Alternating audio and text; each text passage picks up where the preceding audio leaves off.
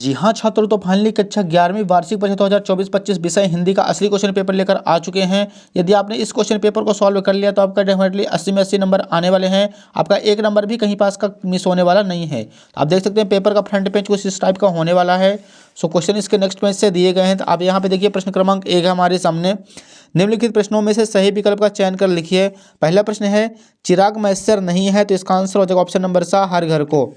Second प्रश्न है करत करत अभ्यास ते जड़मत होत सुजान रसरी आवत जाते सिल पर परत निशान पंक्ति में अलंकार है, तो इसका आंसर हो जाएगा ऑप्शन नंबर बा दृष्टांत। तीसरा क्वेश्चन है गलता लोहा कहानी में गोपाल सिंह है, तो इसका आंसर हो जाएगा ऑप्शन नंबर सा दुकानदार। चौथा प्रश्न है क्षेत्र का तद्भव है, तो इसका आंसर करना ऑप्शन नंबर द खेत। पांचवा प्रश्न है मधुबनी चित्रकला किस प्रांत की है, इसका आंसर हो जाएगा ऑप्शन नंबर आ मिथिला। छठवां क्वेश्चन है बायोडाटा की भाषा होनी चाहिए, तो इसका आंसर हो जाएगा ऑप्शन नंबर बा सरल एवं सीधी होनी चाहिए। नेक्स्ट देखिए दूसरा प्रश्न है निम्नलिखित रिक्त स्थान में से सही शब्द का चयन कर लिखिए। पहला क्वेश्चन है मीराबाई के साहित्य की भाषा राजस्थानी है। दूसरा क्वेश्चन है दुष्यंत कुमार के अनुसार दरखतों के साये में धूप अच्छी लगती है। तीसरा प्रश्न है संचारी भावों की संख्या 33 होती है। चौथा प्रश्न है विदाई संभाषण चर्चित व्यंग शिव शंभू के चिट्ठे का अंश है। पांचवा प्रश्न है वह परिश्रम करता तो अधिक सफल होता संकेतवाचक वाक्य है। छठवां क्वेश्चन हो जाएगा सीधे बरसात से मिलने वाला पानी पालर पानी कहलाता है। लास्ट सातवां क्वेश्चन हो जाएगा संचार प्रक्रिया में प्राप्तकर्ता की प्रतिक्रिया को फीडबैक कहते हैं। तो यहाँ पे अपना सेकंड क्वेश्चन कंप्लीट हो चुका है एंड आपको इसका स्क्रीनशॉट ले लेना है। नेक्स्ट देखिए प्रश्न क्रमांक 3 है निम्नलिखित जोड़ियों का सही मिलान कर लिखिए। एक साइड है स्तंभ आ, दूसरे साइड है स्तंभ बा। पहला क्वेश्चन है कविता का गांधी, इसका आंसर हो जाएगा भवानी प्रसाद मिश्र। सेकंड क्वेश्चन है संतन डिग बैठी बैठी, इसका आंसर करना है पुनरुक्ति प्रकाश। तीसरा प्रश्न है शेखर जोशी, तो यहाँ पे इसका आंसर करना है गलता लोहा। चौथा है हाथ मलना, इसका आंसर हो जाएगा पश्चाताप करना। पांचवा हो जाएगा भरतनाट्यम तमिलनाडु, इसका आंसर हो जाएगा अनुस्मारक, इसका आंसर करना है स्मरण पत्र रिमाइंडर। तो यहाँ पे तीसरा प्रश्न भी कंप्लीट हो चुका है। अगला प्रश्न देखिए नेक्स्ट पेज पर प्रश्न क्रमांक 4 है हमारे सामने।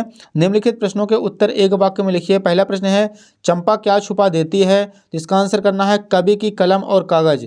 दूसरा क्वेश्चन है ओज गुण में कौन कौन से रस आते हैं, कोई दो रस लिखिए, तो इसका आंसर हो जाएगा वीर और रौद्र रस।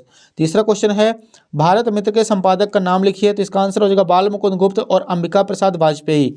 चौथा क्वेश्चन है जामुन का पेड़ कहाँ गिरा था, तो इसका आंसर हो जाएगा सचिवालय के लॉन में। पांचवा प्रश्न है विज्ञापन लेखन में ध्यान देने योग्य एक बिंदु लिखिए, तो इसका आंसर हो जाएगा वह आकर्षक होना चाहिए। छठवां प्रश्न है आशा पूर्ण देवी की रचना का क्या नाम था, तो इसका आंसर हो जाएगा जल और आगुन। सातवां प्रश्न है रामवृक्ष बेनीपुरी की डायरी का क्या नाम था, तो जंजीरें और दीवार। अगला प्रश्न देखिए पांचवा है हमारे सामने। निम्नलिखित कथनों में से चयन कर सत्य और असत्य शब्द लिखिए। पहला क्वेश्चन है पास समकालिक पंजाबी साहित्य के महत्वपूर्ण कवि माने जाते हैं, यह हो जाएगा असत्य। दूसरा क्वेश्चन है दोहा को उल्टा करने पर रोला छंद बनता है, यह भी हो जाएगा असत्य। तीसरा क्वेश्चन है मियां नसीरुद्दीन ने पंच हजारी अंदाज में सिर हिलाया, तो यह हो जाएगा सत्य। चौथा है ऑफिशियल लैंग्वेज को राष्ट्रभाषा कहते हैं, यह हो जाएगा असत्य। पांचवा क्वेश्चन है कुमार गंधर्व ने कबीर के पदों का गायन किया है, इसका आंसर हो जाएगा सत्य। छठवां प्रश्न है जनसंचार माध्यमों का समाज पर केवल सकारात्मक प्रभाव पड़ता है, तो यह हो जाएगा असत्य। अगला प्रश्न देखिए डियर छठवां है निर्गुण भक्ति धारा की कोई दो विशेषताएं लिखिए एवं दो कवियों के नाम लिखिए। प्रश्न सातवां है अपना घर से क्या तात्पर्य है, इसे भूलने की बात क्यों कही गई है। डियर आपको इसका सॉल्यूशन चाहिए तो आपको डिस्क्रिप्शन में लिंक मिल जाएगी, आप उस लिंक पर क्लिक करेंगे तो आपको इसका पूरा का पूरा सॉल्यूशन मिल जाएगा। प्रश्न आठवां देखिए प्रबंध काव्य और मुक्तक काव्य में अंतर लिखिए कोई दो। नौवां प्रश्न है वक्रोक्ति अलंकार की परिभाषा उदाहरण सहित लिखिए। प्रश्न क्रमांक 10 है नाटक और एकांकी में अंतर लिखिए कोई दो। प्रश्न 11 रजनी पटकथा पढ़कर आपको क्या संदेश मिलता है लिखिए। प्रश्न 12 है चरित्र सबसे बड़ा धन है, विषय पर भाव विस्तार कर लिखिए। 13 नंबर है निम्नलिखित वाक्यों को शुद्ध करके लिखिए। पहला है रामचरितमानस सबसे श्रेष्ठतम ग्रंथ है। दूसरा है आपका स्वास्थ्य अब कैसा है। 14 नंबर क्वेश्चन है कोई की चिनाई कितने तरीकों से की जाती है। 15 है पीत पत्रकारिता किसे कहते हैं लिखिए। अगला प्रश्न देखिए 16 नेक्स्ट पेज पर दिया गया है मीराबाई अथवा भवानी प्रसाद मिश्र का साहित्यिक परिचय निम्नलिखित बिंदु के आधार पर लिखिए। पहला पॉइंट है दो रचनाएं, दूसरा है कला पक्ष, तीसरा साहित्य में स्थान। प्रश्न 17 है मन्नू भंडारी अथवा बाल मुकुंद गुप्त का साहित्यिक परिचय निम्नलिखित बिंदुओं के आधार पर लिखिए। पहला पॉइंट है दो रचनाएं, दूसरा भाषा शैली, तीसरा हो जाएगा साहित्य में स्थान।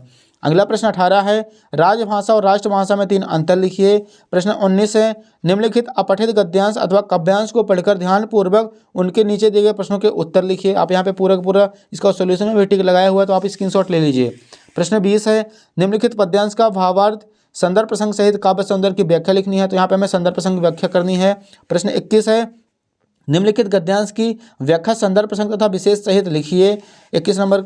अगला प्रश्न देखिए 22 है हमारे सामने नेक्स्ट पेज पर। अपने विद्यालय के प्रचारक को एक आवेदन पत्र लिखिए जिसमें शाला में क्रिकेट मैच करवाने का निवेदन हो। लास्ट क्वेश्चन 23 हो जाएगा।